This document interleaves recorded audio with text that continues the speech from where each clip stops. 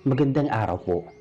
Ako po si Albert at ito ang totoong kwentong ibinahagi ko sa inyo. Isang kwento na hanggang ngayon ay hindi ko malilimutan. Naganap ito taong 2001 sa isang liblib na bahagi ng Laguna kung saan kami nakatira noon. Noong 2001, nakatira kami ni na Andrew, Karen, Edwin at Divina sa isang maliit na sityo na kung tawagin ay Sityo Liwanag.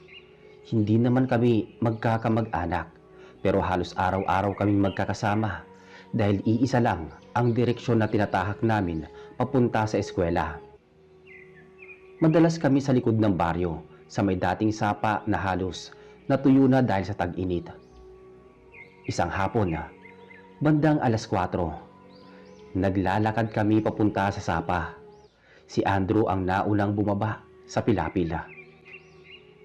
"Uy Albert, tignan mo to," sabi ni Andrew. Lumapit ako sa lupa. May maliit na yapak, hindi pang aso, hindi pang pusa. Para siyang yapak ng bata pero sobrang liit. Parang kalahati lang ng hinlalaki. At sabi naman ni Karen, "Ay naku Andrew, huwag mong pakialaman yan.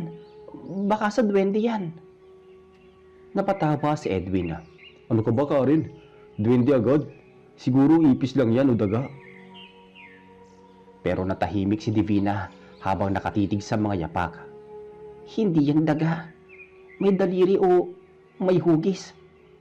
Bata talaga pero hindi bata." Nilingon ko sila tapos parang may malamig na hangin na dumaan sa batok ko. Hindi ko alam kung bakit pero bigla kong napayuko ulit sa lupa. At doon ko nakita, gumalaw ang yapak. Hindi yun mismong lupa, kundi yung pinakatabing mga tuyong dahon. Parang may tumatakbong hindi nakikita. "Albert, nakita mo rin?" Tumango lang ako. Hindi kami nakapagsalita. Parang sabay-sabay kaming nakaramdam ng kakaiba. Kinabukasan, bumalik akong mag-isa sa sapa. Hindi ko alam kung bakit pero parang hinihila ako pabalik. Hindi rin ako takot. Parang may humihiling na bumalik ako roon. Habang naglalakad ako, may narinig akong maliliit na halakhak mula sa may ugat ng punong sampalok. Hindi halakhak ng bata, mas matinis, mas mabilis, parang tawa ng maliliit na nilalang. "Halika rito!" Parang bumulong sa tenga ko yon. Maliliit, manipis at sobrang lapit. Napalingon ako. Wala naman akong kasama. "Halika kaibigan!" Nalaglag yung hawak kong notebook sa kaba. Yumuko ako para pulutin pero pag angat ko ng tingin may maliit na anino na tumakbo papunta sa ilalim ng puno. Hindi ko nakita ang mukha pero nakita ko ang anyo. Maliit, bilugan ang katawan at parang nakasombrerong maliit. Gusto ko sanang tumakbo pero hindi ko magawa. May malamig na tinig ulit akong narinig. "Ako si Vito! Kaibigan!" Kinabahan ako. "Hindi kita kilala." "Makikilala mo ako, Albert!" Paano mo nalaman ang pangalan ko?" Pero walang sumagot. Kinagabihan, hindi ako makatulog. Mga bandang alas 10 na ng gabi. May kumatok sa bintana namin. Hindi malakas kundi parang maliit na tiktik na tunog lang. Akala ko si Andrew dahil minsan nagpapatawa yun. Binuksan ko agad ang kurtina at doon ako napatras. Sa gilid ng bintana, sa ilalim ng bubong, may maliit na siluwetang tao. Hindi ko makita ang mukha nito pero malinaw kong nakita ang balangkas na maliit. Mga siguro isang dangkal ang taas. Payat pero nakabaluktot at parang nakatingala sa akin. "Albert, kaibigan mo ako!" sabi niya. Napatras ako mula sa bintana. Tumakbo ako palabas ng kwarto at tinawag si Mama. Pagbalik namin wala na yung nilalang. Pero bukas ang maliit na lagayan ng asin na nakasabit sa tabi ng bintana. "Huwag kang magbubukas ng bintana sa gabi. May mga nilalang dito sa baryo na hindi dapat pinapansin. Sabi ni Mama. Hindi ko siya sinagot. Takot ako pero mas nangingibabaw yung tanong nga. Bakit ako? Bakit ako ang kinakausap niya? Kinabukasan sinabi ko sa grupo naming apat ang nangyari. Si Andrew agad ang unang naniwala. May nakita rin ako kagabi. Sa bubong namin maliit na anino. Kala ko pusa lang pero hindi pusa yun eh. Si Karen medyo natatakot na. Tumingin siya sa akin. Albert, baka sinusundan ka niya. Hindi kaya may nakuha ka sa sapa? Sabi ni Karen. Drama nyo. Wala namang duwende. Sige, kung totoo yan, magpakita siya sa akin. Sabi ni Edwin. Naglakad si Edwin papunta sa gilid ng sapa. Yumuko siya at sumigaw. Uy, duwende! Labas ka dyan! Sinita siya ni Divina. Edwin, tumigil ka. Hindi yan biro. Bahala kayo. Kung totoo yan, bakit kay Albert nagpapakita? Dahil ano? Bago niya matapos ang pang-aasara, may maliit na batong tumama sa batok niya. Malakas, dinig namin. Napahawak siya sa batok niya at napasigaw. Aray ko! Sino yun? Sabay-sabay kaming tumingin. Sa likod ng malaking bato, parang may maliit na ulo na umiwas. Nanlamig si Edwin. Albert, nakita mo yun? Tumango lang ako. Doon nagsimula ang hindi namin maawat na pangyayari. Kinagabihan, nagtipon kami sa lumang kubo malapit sa sapa. May dala kaming lampara para hindi madilima. Habang nag-uusap kami, may narinig kaming maliliit na yabag sa may bubong. Si Karen ang unang bumulong. Hindi yan pusa. Umakyat si Andrew para silipin kung may hayop. Pero bago pa siya umangat, may maliit na boses na nanggaling sa ilalim ng sahig. Kaibigan ko si Albert! Sabay-sabay kaming napaatras at mula sa bitak ng sahig, may paang kulay maputla na maliit na dumungaw. Kulay lupa ang balat, malaki ang mata, maliit na ilong at nakangiti sa amin. Isang ngiting nakakatindig balahibo. Ako ang tinatawag niya. Albert, ako si Vito. Parang nanigas ang mga tuhod ko. Hindi ako makagalaw. Bakit ka lumalapit sa akin? Tanong ko. Kasi kailangan mo ko. Nang lumabas ang maliit na nilalang mula sa bitak ng sahig, hindi kami makagalaw. Si Vito ang duwending unang nagpakita sa akin. Ngayon ay malinaw naming nakikita na. Hindi sinlaki ng bata pero hindi rin parang laruan na. Mga isang dangkal at kalahati ang taas. Payat, kulay lupa ang balat at sobrang laki ng mata na parang laging nakatitig. Nakasalampak siya sa may sahig ng kubo. Nakahawak sa gilid ng tabla na parabang naglalaro. Nakatitig siya sa akin. Albert, sinabi kong kailangan mo ko. Hindi ako nakasagot. Parang humigpit ang dibdib ko. Si Divina kahit nanginginig ay nagtanong. Anong kailangan mo kay Albert? Akin si Albert, kaibigan ko siya.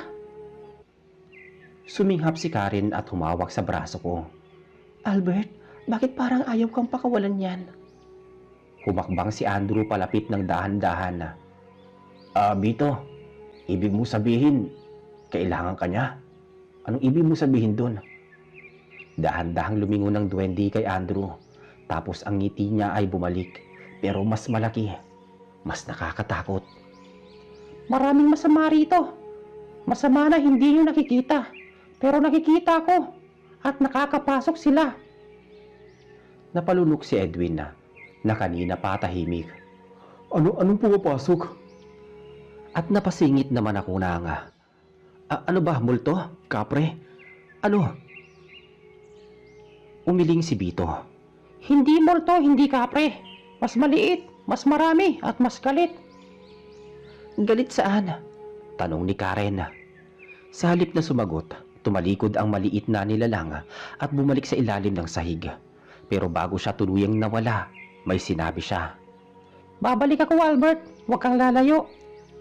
At tuluyan siyang nawala, parang sumuot sa lupa. Paglabas niya parang sabay-sabay kaming nakahinga ng malalim. Parang doon palang nawala ang bigat sa loob ng kubo. Pero si Edwin na kanina matapang napaupo sa isang silyang kawayan. Hindi na ako tatawa sa inyo. Diyos ko, totoo pala talaga. Sabi ni Edwin. Si Divina nakatitig lang sa sahig. Ayaw ko na dito. Parang ayaw ko na umuwi mag-isa. Hindi ko rin alam ang mararamdaman ko noon. Hindi ko alam kung dapat ba akong matakot o dapat matuwa.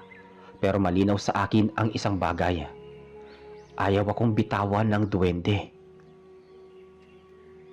Kinabukasan, hindi pa umaabot ang araw nang may kumatok sa pinto namin. Si Karen pala. Gising pa rin at haggard ang itsura. Albert, may kakaiba sa bakuran ninyo. Sabi niya. Lumabas ako kagad at sa lupa malapit sa puno ng mangga may nakahilerang 5 maliliit na bato. Mga bilog at pare-pareho ang laki. Parang sinadyang ayusin. Kanina pa yan. Paglabas ko sa bahay wala pa yan. Paglingon ko ulit nandyan na. Sabi ni Karen pa. Lumapit ako rito. Hindi ko alam kung bakit pero parang kilala ko ang dahilan. Si Andrew at Edwin bumaba din mula sa kalsada at lumapit sa amin. Ano yan? Baka galing kay... Hindi ko na tinuloy. Nagsalita si Edwin habang nakayuko. Albert, tignan mo to. May nakaukit sa gitna ng bato. Lumuhod kami. Sa gitna ng pinakamaliit na bato, may parang gasgas na sulat. Maliliit na simbolo, parang bilog na may tuldok sa gitna. Teka, parang mata, sabi ni Divina. Pero bago pa namin mapag-usapan, may boses sa likod namin, maliliit at matitinis. Para sa'yo yan, Albert! Sabay-sabay kaming napalingon na. Napaupo si Bito sa sanga ng mangga. Nakalagay ang paa sa hangin. Hindi siya nakangiti ngayon, parang seryoso. Ano yan, Bito? Yan, proteksyon yan. Teka, proteksyon sa ano? Tanong ni Andrew. Sa unang pagkakataon nakita naming nag-iba ang tingin ng duwende. Parang nakakaramdam siya ng panganib. Papunta na sila rito. Yung mga may galit. Ano bang sinusundan nila? Tayo ba o ikaw? Tumingin siya sa akin. Diretso walang kislapang mata. Ikaw, Albert. Parang lumubog ang tiyan ko. Teka, bakit ako? Ano bang nagawa ko? Nilingon niya ang lupa tapos tumingin ulit sa akin. Kasi ikaw ang kinuha nila noon, pero hindi natuloy. Hindi ko naintindihan ang ibig niyang sabihin. Teka, anong ibig mo sabihin? Tumalon siya mula sa sanga. Tapos bumagsak sa lupa ng walang ingay. Lumapit siya sa akin hanggang halos abutin niya ang tuhod ko. Matagal na kitang kaibigan, Albert. Bago ka pa maging tao. Nanlamig ang buong katawan ko. Naramdaman ko ang kamay ni Karen humahawak sa balikat ko. Albert, anong ibig niyo sabihin? Hindi ko alam ang isasagot. Pero si Bito tumingin sa amin na parang mas alam niya ang nakaraan ko kaysa sa aking sarili. At bago siya tumalikod papunta sa likod ng puno, sinabi niya ang pinaka malalaman na salita ngayong araw. Darating sila mamayang gabi. Huwag kang aalis sa bahay, Albert. Huwag kang tutugon kahit anong marinig mo. Kasi gusto ka nilang dalhin. At nawala siya sa gitna ng mga ugat. Pagkaalis ni Bito sa likod ng puno, hindi kami nakagalaw. Tahimik ang paligid pero may pakiramdam kami nga parang may nakatitig sa amin mula sa kung saan. Si Karen ang unang nagsalita. Albert, anong gagawin mo mamayang gabi? Hindi ko alam ang isasagot. Parang ang bigat ng sinabi ni Bito na may paparating at ako ang hinahanap. Hindi ka pwedeng mag-isa. Hindi rin pwedeng pabayaan ka. Sabi ni Edwin. Teka, paano naman kami? Dagdag ni Divina. Kung totoo yung sinabi niya, baka tayo rin maramay. Muling umiling si Andrew. Hindi tayo iiwas. Kung ano man yung darating, mas delikado kapag mag-isa siya. Nagkatinginan kami at kahit nanginginig kami sa takot, malinaw sa amin hindi ko kayang harapin ang gabing yun ng mag-isa. Pagdating ng hapon, nagtipon kami sa loob ng bahay namin. Pinatay ni Mama ang ilaw sa sala para hindi kami makita mula sa labas. Pinisil niya ang balikat ko. Albert, huwag kang lalabas. Kahit may tumawag sa pangalan mo. Ma, anong alam niyo tungkol dito? Tanong ko. Matagal nang may gumagalang nilalang dito. Hindi kapre, hindi kung anong maligno. Maliliit pero marunong mambiktima. Huwag mong bubuksan ang pinto kahit anong mangyari, anak. Lumapit si Karen na tumupo sa aking tabi. Albert, promise hindi ka namin iiwan. Umupo naman si Andrew sa tapat ng bintana, hawak ang isang kahoy. Si Edwin naman nasa gilid ng pintuan, nakikinig sa bawat ingay. Si Divina nakaupo malapit sa akin, nakayakap sa sarili. 12:00, ang sabi ni Mama na pinakamalakas ang mga hindi nakikita. Doon sila madalas gumalaw.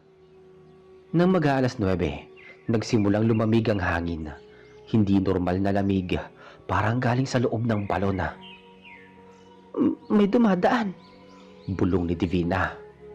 Wala kami naririnig pero lahat kami nakakaramdam ng bigat sa tenga. Parang may tumutunog na humihigop ng hangin. Si Karen napahawak sa braso ko. Albert, baka sila na yan. Titigan ko ang labas mula sa maliit na siwang ng kurtina. Wala akong makita, pero may gumalaw sa lupa. Parang madilim na anino na gumagapang sa damuhan. Tapos may sumunod na isa pa. Tapos isa pa. Hanggang sa parang may mahigit 5 o 6 na aninong maliliit na papalapit sa bahay. Si Edwin pabulong na nagtanong. Teka, baka mga duwende rin ang mga yan. Humiling si Andrew. Hindi, iba yan sa itsura ni Vito. Mas maliit ang galaw, parang masama. Habang papalapit sila, mas lumalamig ang hangin. Maya-maya biglang may kumaluskos sa bubunga. Parang may tumatakbong maliliit. Si Karen napasigaw ng mahina. Andrew, may nasa bubunga. At bago pa kami makagalaw, may bumagsak sa dingding. Hindi malakas pero malinaw na una naming narinig ang boses. Hindi boses bata, hindi rin boses tao. Parang hinugot mula sa ilalim ng lupa. Mahaba ang hinga at sinasabayan ng pagaspas ng hangin. Napailing si Mama, tumakbo sa likod at kinuha ang boteng may asin. Binuhos niya sa paanan ng pintuan. Sa kahit anong mangyari, huwag kang sasagot, sabi ni Mama. Pero tumawag ulit ang boses. Lumapit si Karen sa tenga ko. Wala kang isasagot ha, kahit anong mangyari. Tumango ako pero parang may humihila sa loob ng dibdib ko. Parang may gusto nga lumapit ako sa pinto. Albert, huwag kang gagalaw, sabi ni Divina nang ako'y mapansin. Pero hindi ko na napigilan. Parang may mainit na pulso na humila sa akin. Albert! Sigaw ni Andrew. Hinawakan niya ang braso ko pero parang may lakas na pilit na nagpapalapit sa akin sa pinto. At doon ko narinig ulit. Parang may mga kuko na kumakamot sa kahoy. Parang may sinusubukang pumasok. Si Edwin nanginginig pero matapang. Sumigaw sa nila lang sa labas. Umalis kayo! Huwag niyo siyang kukunin! Pero hindi tumigil ang boses. Mas tumami, mas lumakas. Pinapalabas ako at tinatawag ang aking pangalan. Biglang may liwanag na kumislap sa labas. Hindi apoy, hindi rin ilaw. Parang kulay dilaw na alikabok na umiikot sa lugar. Tapos may boses na pamilyar. Magsialis kayo rito! Boses ni Vito. Nang silipin namin ang labas, nakatayo siya sa gitna ng damuhan.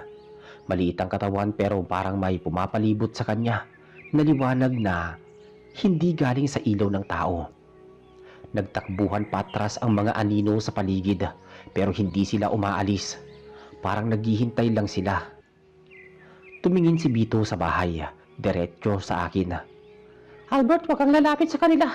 Kapag sumagot ka, pagmamayari ka na nila. Humigpit ang dibdib ko. Bakit nila ako gustong kunin?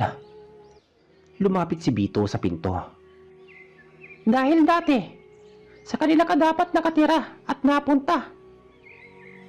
Teka, ano bang ibig mo sabihin? Huminga siya ng malalim, kahit hindi ako sigurado kung huminga ba siya. Sa gabing isinilang ka, may kumuha na sa'yo. Pero nakuha ka pabalik bago sila makatawid. At mula noon, hinahanap ka na nila. Ano ba yung mga yon, Vito? Tanong ni Karen. Hindi sila tulad ko, masama sila. At ngayong nahanap ka na nila, hindi sila titigil. Naramdaman namin gumalaw ulit ang paligid. Parang may papalapit na mas malaki, mas mabigat. Tumitig si Vito sa madilim na bahagi ng kalsada. At paparating na ang pinuno nila. Pagkasabi ni Vito na paparating na ang pinuno ng mga nilalang, halos sabay-sabay kaming napatras. Kahit hindi namin nakikita kung sino o ano ang darating, ramdam namin ang pagbabago ng hangin. Parang may mabigat na presensyang lumalapit mula sa kalsada. Si Andrew ang unang nakapagsalita. Mahina at mababa ang boses. Vito, anong klaseng nilalang yung pinuno nila? Hindi agad sumagot si Vito. Nakatingin lang siya sa direksyon ng dilim. Para bang sinukat kung gaano kalayo pa yung darating. Hindi na siya nakangiti. Hindi na siya playful. Parang ibang nilalang na siya ngayon. Hindi siya tulad namin. Hindi siya maliit, mas malaki, mas lumang nilalang. Dati siyang bantay sa ilalim ng lupa, pero lumabas siya para kunin ang isang bagay na matagal nang kinuha sa kanila. At tumingin siya sa akin. Si Albert. Si Karen agad ang tumayo sa harapan ko. Parang pinoprotektahan ako. Hindi nila makukuha si Albert. Hindi namin siya ibibigay. Umiling naman si Vito. Hindi niyo sila kayang pigilan kung mapapalapit sila masyado. Kaya huwag kayong lalabas. Huwag kayong lalapit sa pinto. At huwag kayong titingin kung may kakatok. Si Edwin na kanina pa seryoso, lumapit sa bintana at sinilip yung labas na maliit na siwang. Pagkasilip niya, napatras siya bigla. May gumagalaw sa puno, ang dami nila. Sabi ni Edwin. Lumapit si Divina para sumilip din, pero hindi na siya ni Andrew. Huwag kang sisilip, makikita ka nila. Lalo kaming kinabahan na. Sa labas narinig namin ang mabibigat na yabag. Mabagal, parang taong may saklay, pero mas malalim. Parang bawat tapak ay lumulubog ang lupa. Ramdam ko ang pag-ikot ng sikmura ko. Hindi ko mapigilang yumuko ng bahagya dahil sa bigat ng hangin. Si Karen naman ay bumulong. Albert, umupo ka muna. Huwag kang tatayo. Sabi niya sa akin. Umupo ako pero hindi gumagalaw ang mata ko. Parang may tumatawag sa isip ko, hindi sa tenga. At nagsasabing lumabas daw ako at matagal na silang naghihintay. Napakuyom ako ng aking kamao. Naririnig niyo ba yun? Tanong ko. Umiling sila Karen, Andrew at Edwin, pati si Divina. Si Vito lang ang tumingin sa akin ng seryoso. Sinasabihan ka nila sa isip mo. Alam nilang malapit ka nang sumagot. Hindi ako sasagot. Kahit anong mangyari, kahit anong marinig ko. Huwag kang sasagot. Kapag sumagot ka, pakikita nila ng buo. Umigting pa ang malamig na hangin. Napatingin kami sa siwang ng bintana, kahit bawal dahil may bagong tunog na umalingaw-ngaw. Isang mahabang hinga. Parang hangin na may sariling bibig. At mula sa dulo ng kalsadang madilima, may mabagal na lumutang na anino. Hindi namin makita ang muka pero kita namin ang hugis. Kulang-kulang 4 na talampakan ng taas. Payat na parang tuyo ang balat. Nakayuko pero nakaharap sa bahay namin. Naglalakad ito ng parang hindi humahakbang, kundi dumudulas lang ang katawan na sa lupa. Si Divina napahawak sa bibig niya para di mapasigaw. Sabay kambal na boses ang narinig namin. Nagkatinginan kami At ang sabi ng boses na yon, kunin daw ako. Tinatakpan ko ang bahay. Sabi ni Bito. Sabay bukas ng dalawang palad. May lumabas na parang dilaw na alikabok na umikot sa kubo namin. Pero hindi ako sigurado kung gaano to tatagal. Albert, huminga ka lang. Huwag kang titingin sa bintana, huwag kang gagalaw. Sabi naman ni Andrew. Ibalik niyo siya sa amin. Siya ang kinuha sa amin. Napasigaw ako ng mahina. Teka, bakit ako? Ano bang gusto niyo sa akin? Napalingon sa akin ng apat. Albert. Albert, Albert. Albert, huwag ka magsasalita. Halos sabay-sabay nilang sabi. Pero huli na, nakasagot na ako. Nang tumingin ako sa labas, ang anino ay biglang huminto. Parang natuto siyang tumingin ng direkta sa akin. Tapos, dahan-dahang umitwas ang ulo nito pataas. At sa unang pagkakataon nasilayan namin ang mukha nito. Walang mata, may malaking hukay sa gitna ng ulo. At ang bibig, parang punit na bilog na nakanganga. Si Karen ay napaatras. Diyos ko, ano yan? Si Andrew humigpit ang kapit sa kahoy niya. Albert, umatras ka. Tumingin si Bito sa akin ng mabilis. Albert, kapag nakatingin ka sa kanila sa ganitong paraan, kilala ka na nila. Magsasalita sana ako pero hindi ko natuloy. Dahil may malakas na hampas sa bubunga, kasunod ang isa pa. At sunod-sunod na. Parang sinusubukan nilang basagin ng bahay. Sa labas ng bintana tumigil ang anino sa paglalakad. Tapos biglang may sumulpot na mas malaki mula sa likod neto.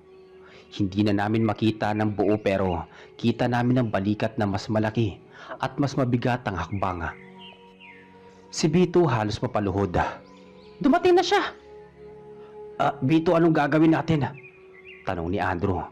Papatayin niya ang sinumang humarang. Pero hindi siya pwedeng pumasok hanggat hindi pumapayag si Albert. Napalingon silang lahat sa akin. Hindi ko alam kung anong gagawin ko. Hindi ko alam kung bakit ako ang pakay nila. Pero alam ko isang maling salita ko lang ay siguradong mayayari ako. Pwede akong mawala. Sa labas, bumuka ang bibig ng anino at kasunod nun ang boses niya ay parang galing sa ilalim ng lupa. Albert, oras mo na. Mas lalo kaming napasiksik sa dingding. Si Karen napahawak sa braso ko ulit.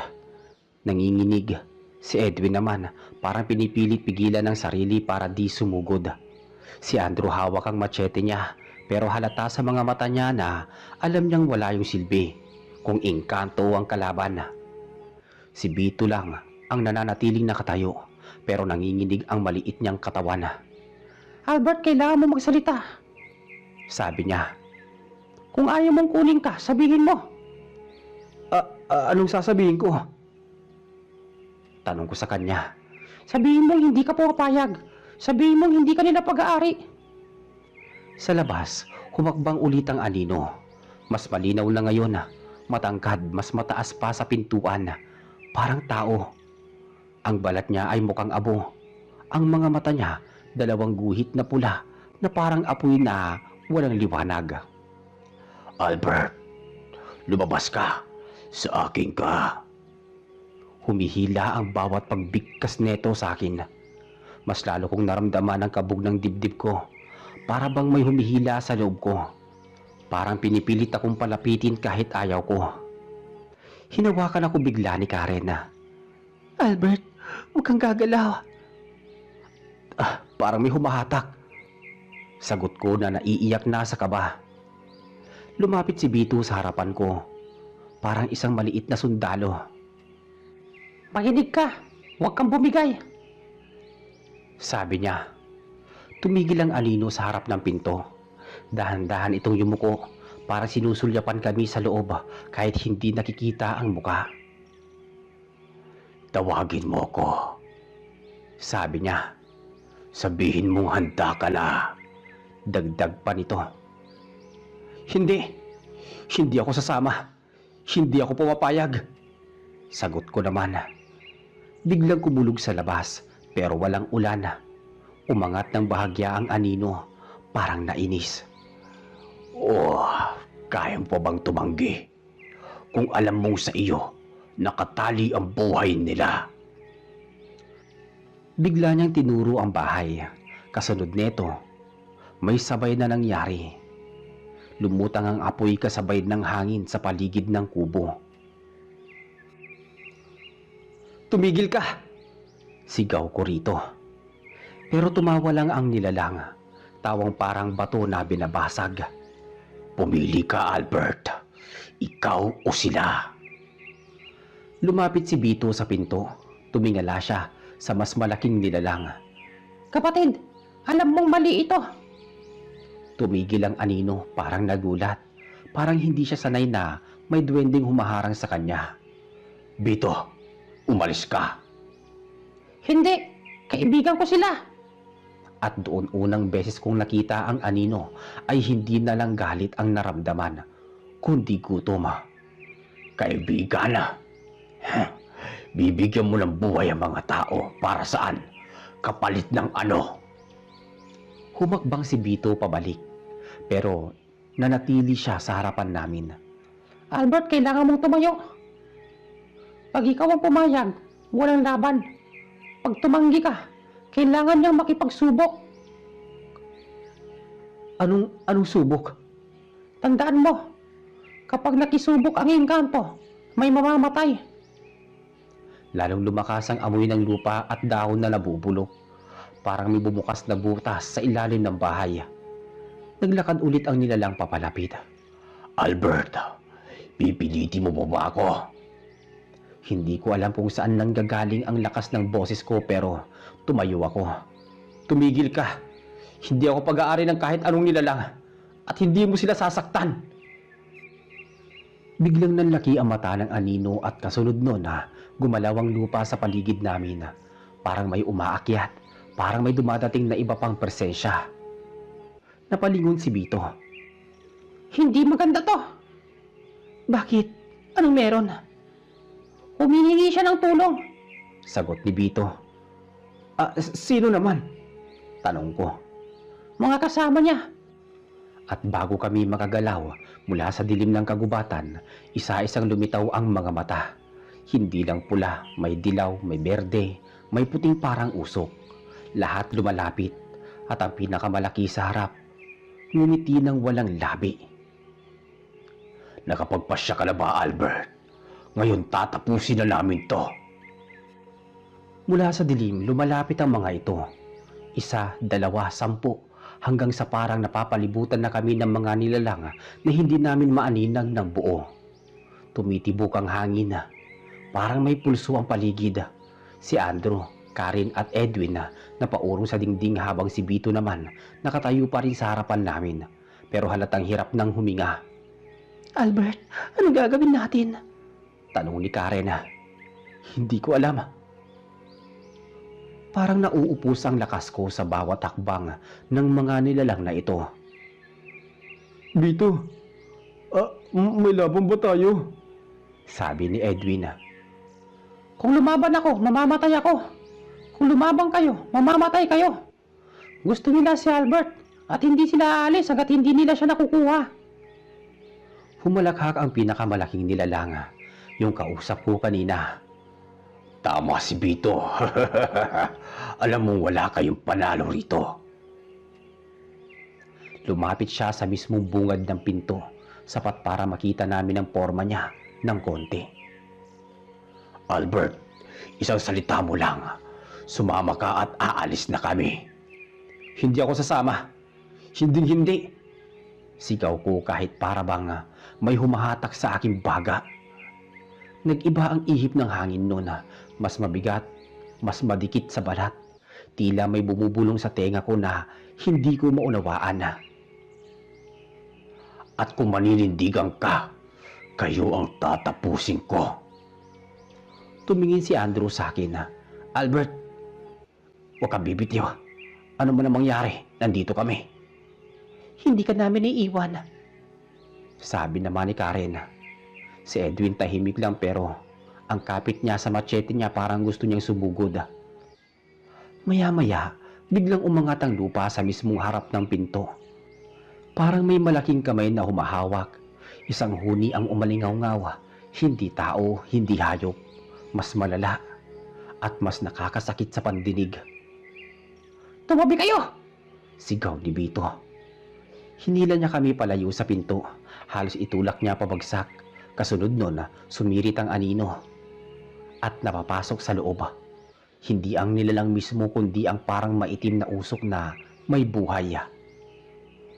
Bito, ano yun? Kapangyarihan nila. Isa lang yan sa marami. Sumalubong si Andrew at sinubukang takpan ang pinto gamit ang kahoy na tabla. Pero tinamaan siya ng anino at parang may sumuntok sa dibdib niya. Napahiga siya, hingal na hingal. Andrew, ano nangyari? Sabi ni Karen. Pero bago pa namin siya maitayo, may isa pang nilalang na lumapit sa bintana. 3 mata. Iisa ang bibig na nakaikot sa muka. Albert! Sabi ng boses na parang may halong luha at galit. Huminto ang mga nilalang para bang iyon ang tanong na matagal na nilang hinihintay. Nang pagkasabi ko lang, ano ba kailangan niyo sa akin? Dahan-dahang nagsalita ulit ang pinakamalaki. Kasi ikaw ang may dala ng marka. Marka? Anong marka yun? Tanong ni Edwin agad sa akin. Hindi ako kagad nakasagot pero sa loob ko may biglang kumislot sa alaala. Mabilis at parang matagal ko nang kinalimutan. Albert, may tinatago ka ba sa amin? Tanong ni Karen. Pero bago pa ako makapag-isip, umuga ang paligid. Parang lumindol pero hindi lupa ang gumalaw kundi ang hangin mismo. Si Bito biglang sumigaw. Humanda kayo! Nabura lahat ng tunog, pati hangin huminto at sa gitna ng dilim sa labas, may lumabas na isang pares ng mata. Hindi pula, kundi puting parang apoy na walang liwanag. At ang boses nito ay nagsasabing dalhin mo sa akin na ang marka mo. Paglabas ng puting mga mata sa dilim, parang may humaplos na malamig na hangin sa batok ko pero hindi lang hangin talaga. Para bang may dumaan na presensya na hindi ko kayang ilarawan. Si Karen napasigaw ulit. At si Bito halos mapaluhod. Albert, yan na ang pinuno nila. Sila Kandilim. Hindi ko alam kung bakit nanginginig yung pangalan na yon sa tenga ko. Parang may bigat, parang may banta. Dalhin mo sa akin ang marka mo. Yan ang kailangan ko para mabuo ang hinihintay ko ng matagal. Anong marka? Tanong ni Andrew. Hindi sumagot kaagad sila Kandilim pero lumapit siya ng dahan-dahan at bawat hakbang niya parang may kumakaluskos sa loob ng bahay kahit nasa labas siya. Saka siya tumingin ng diretso sa akin. Doon ko naramdaman yun isang kirot na pulso. Parang tinutusok, parang sinusunog. Kasunod nun, sumabay ang sakit sa dibdib ko. Albert, anong nangyayari sa'yo? Tanong ni Karen. Tinignan ko ang pulso ko at doon unti-unting lumitaw ang bilog na marka. Maitim, sobrang pino ang mga linya na parang ukit at sa gitna may hugis na mata na parang gumagalaw. Nakikita ko na. Albert, meron ka talagang marka. Sabi ni Edwin. Nag-iba ang mukha ni Bito. Hindi takot lang kundi malinaw na pagkabigla. Hindi dapat yan lumabas. Albert, kailan ka nagkaroon yan? Hindi ko alam. Hindi ko alam. Umubo sila Kandilim pero ang tunog parang sabay-sabay na boses ng mga batang umiiyak. Hindi mo alam dahil tinago namin sa'yo. Nung bata ka pa, nung una ka namin nakita. Parang biglang may tumama sa alaala ko. Isang imahe. Ako yun, maliit pa nasa likod ng bahay ng lola ko sa Laguna. May ilog doon may puno ng santol at may maliit na nilalang na nakaupo sa ugat ng puno. Maliit pero hindi si Bito. Mas kakaiba at parang may inabot sa akin. Isang maliit na bato at hinawakan ko yun. Maya-maya pa pagbalik ko sa realidad, mas sumakit ang ulo ko na parang pumuputok. Wala kang dapat alalahanin na kung sasama ka matatapos ang sakit, matatapos ang paghihintay namin. Hindi. Hindi mo siya kukunin. Sabi ni Karen. Lumingon sila kandilim sa kanya. Isang tingin lang at bigla siyang napatras. Karen! Sigaw ni Andrew, agad siyang sinalo. Tumingin ulit ang nilalang sa akin. Albert, hawak mo ang marka. Ikaw ang dapat pumili. Lumapit pa ang mga mata ng mga kasama niyang nilalang, parang handa ng sumugod. Pag hindi mo ibinigay ang marka, kukunin ko silang lahat. Maya-maya pa habang tumataas ang mga ugat ng anino, isa-isa, ang mga nilalang sa dilima ay lumalapit papasok. Unti-unting pinapalibutan ang bahay at sila kandilima nakatingin lang sa akin. Albert, ibigay mo na ang marka o kukunin namin ito ng sapilitan. At biglang umandar ang marka sa pulso ko. Umiinit, umiikot at parang may boses na lumilitaw sa aking isip. Isang boses na hindi akin na, isang boses na galing sa loob ng balat ko. At nagsasabing, Huwag kang bumitaw. napatigil ako. Hindi galing kay Lakandilim yun, hindi galing kay Bito, hindi galing sa alinman sa amin. Galing sa mismong marka. At bago pa ako makapagsalita, bumukas ang bintana ng kusa. At may pumasok na hangin na malamig, parang niebe. Si Karen na pahawak sa braso ko. Albert, may dumarating pa. Sabi niya, at sa sulok ng kadiliman sa gilid ng bahay, may isa pang pares ng mata na lumitaw. Hindi pula, hindi dilaw, hindi rin puti. Kulay bughaw. At ang boses nito'y mahina pero buo. Albert, tumakbo ka na. Sabi nito. Lumabas ang mga matang bughaw mula sa likod ng dingding. Mahahaba ang tindig pero malinaw na hindi sila kasama ng mga nilalang nila Kandilima.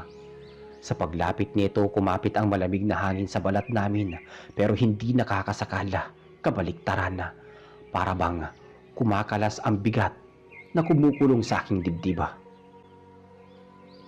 Hindi ka dapat nandito, sabi nila Kandilima. Sumagot ang may bughaw na mata, mahinahon pero matigas. Tama lang na nandito ako. Matagal mo na nilalapastangan ang kasunduan. Hindi ko kilala ang nilalang na yun pero ang presensya niya hindi kagaya ng kay Bito. Mas matanda, mas makapangyarihan at mas maliwanag ang kilos. Lumapit siya sa akin at dahan-dahan. Albert, hawakan mo ang pulso mo. Sinunod ko siya kahit nanginginig pa rin ang kamay ko. Mas humahapdi ang marka pero sa paglapit niya unti-unti itong humina. Parang pinupusuan ang apoy. Bakit ikaw ang may hawak na marka? Sinong nagbigay sa'yo neto? Tanong niya sa akin ng diretso. Isang mabilis na sulyap lang ng alaala ang bumalik sa akin nung ako'y maliit pa. May iniabot na maliit na bato mula sa isang madilim na nilalang sa tabi ng puno santol. Gusto ko sanang sagutin pero nagsalita sila Kandilima. Wala siyang maalala kasi kami ang nagtakip. Tinakpan ninyo dahil gusto niyo siyang gabitin. Sagot ng may bughaw na mata. Hindi ka nang may hawak niyan. Hindi mo man lang nasunod ang batas ng mga sinauna. Nagpadala ka ng hanay mo para kunin siya nang walang pahintulot. Sagot ng nilalang na may bughaw na mata. Lumakas ang hangin pero mas naging matatag ang lupa. Kumapit si Karen sa akin ulit. Tama na ang paghabol mo. Pinagbabawalan kitang kunin si Albert. Hindi siya sa'yo. Hindi siya sa inyo. Sa amin siya. May marka siya. Kinuha niya ang binigay namin. Binigay ninyo? Hindi niya alam ang kapalit. Sabi ng bughaw na nilalang. Nagkatinginan ang dalawang nilalang. At isang sagupaan ang naganap na hindi na kailangan pang magsalitaan. Pagkatapos dahan-dahang lumiwanag ang bughaw na aura sa paligid ng tagapagtanggol namin. Albert, hawakan mo ang marka mo ng mahigpit. Sabi niya. Ginawa ko yun. Humigpit ang hawak ko. Uminit ulit ang marka sa pulso ko. Tanggihan mo, sabihin mong ayaw mo. Hindi ka nila pag-aari. Hindi mo sila kailanman pinili. Huminga ako ng malalim kahit ramdam ko ang panginginig sa tuhod ko. Ayoko. Hindi ko kayo pipiliin. Hindi ko kayo susundan. Hindi ko kayo pag-aari. At hindi nyo rin ako pag-aari. Sabi ko. Sa mismong sandaling yon, lumakas ang hangin. Parang napunit ang paligid. Umatras bigla ang lahat ng nilalang sa labas at kasunod nun, nagsipagtabi sila. Parang may malakas na bagyong humahampas sa mukha nila. Albert, hindi ka makakatakas sa kapalaran mo. Sabi nila kandilim. Nagkakalas ang anyo niya, nagiging usok. Pero mas malakas ang liwanag na bughawa. Kumalat ito mula sa nilalang, papunta sa sahig, sa dingding, sa buong paligid. Nabitawan ko ang pulso ko pero naglaho ang hapdi. Nawala ang marka. Unti-unti hanggang sa parang hindi na kailanman nagpakita pa. At hindi na kailanman umiral sa aking kamay.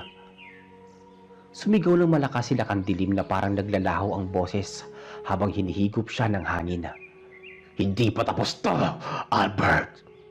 Sabi niya. At sa huling hampas ng bughaw na liwanag, naglaho ang lahat ng nilalang sa labas. Kasama sila kasama ang mga anino, kasama ang mga boses. Tahimik ang paligid. Napakalalim, walang ihip ng hangin, walang ingay ng kuliglig. Tanging kami lang sa loob at hindi pa rin kumpletong bahay. Maya-maya huminga ng malalim ang nilalang na bughaw. Parang pagod, parang nabunutan ng tinik. Albert, ligtas ka na. Sabi niya. Lumapit siya sa akin. Itinapat ang kamay niya sa pulso ko. Wala na ang marka. Walang bakas. Hindi ka na nila mahahabol. Pinutol ko na ang ugnayan nila sa'yo. Hindi ka na nila makikita pa. Hindi ka na nila masusundan. Napatayo naman si Andrew. Sino ka ba talaga? Tanong niya. Umiti ang nilalang. Tagapangalaga, tagapagbantay. Hindi ko katulad nila Bito. Mas luma ako. Mas matagal nang binabantayan ang pagitan ng mundo ninyo at mundo nila. Napatingin si Karen sa akin. Salamat. Salamat sa pagliligtas niyo sa kanya. Tumingin siya sa aming apat. Kami ang dapat magpasalamat. Hindi madalas ay may taong tumatanggi sa kanila. At hindi rin madalas na may taong pinipili pa rin ang buhay niya kahit minamarka na siya noon pa. Tumingin siya kay Bito. Salamat sa pagpigil mo. Hindi biro ang ginawa mo. Ngumiti si Bito. At bago pa kami makapagtanong pa, dahan-dahang humatras ang nilalang na bughaw ang mata. Nagmistulang habog ang katawan at unti-unting kumupas at nawala na parang hindi siya dumaan. Naiwan kaming apat, tahimik, hapo. Albert, okay ka lang? Tanong ni Karen. Tumango ako. Sa unang beses mula nang magsimula ang lahat, maluwag na ang hininga ko. Grabe, kung hindi ako nakakita, di ako maniniwala. Sabi ni Andrew. At si Bito nakaupo sa sahig, nakangiti sa akin. Wala na nga habol sa'yo. Pwede ka na mamuhay bilang normal na tao. Salamat, Bito. Ngumiti siya pero may halong lungkot. Magkaibigan tayo, di ba? Yun lang, sapat na. Dagdag pa niya. Kinabukasan nag-ayos kami ng kaunting gamit at umalis kami mula sa lugar na yon. Hindi na kami lumingon, hindi na rin namin naramdaman ang presensya ng kahit anong engkanto. Si Bito hindi namin alam kung saan napunta. Naglaho siya bago pa sumikat ang araw. Pero alam kong ligtas siya at masaya na hindi kami nasaktan. At ako, wala na ang marka, wala na ang tinig, wala na ang bigat. Sa unang beses na matagal na panahon malaya na ako. At sa huling gabi, bago kami umuwi, habang nakaupo sa gilid ng ilog, narinig ko ang boses na mahina, halos hangin lang. Ingatan mo ang buhay mo na pinili mo, Albert. Paglingon ko, wala namang akong nakita. Pero buo ang pakiramdam ko. Tapos na ang lahat. At ito ang huling gabi na babalik pa ang bangungot na yon.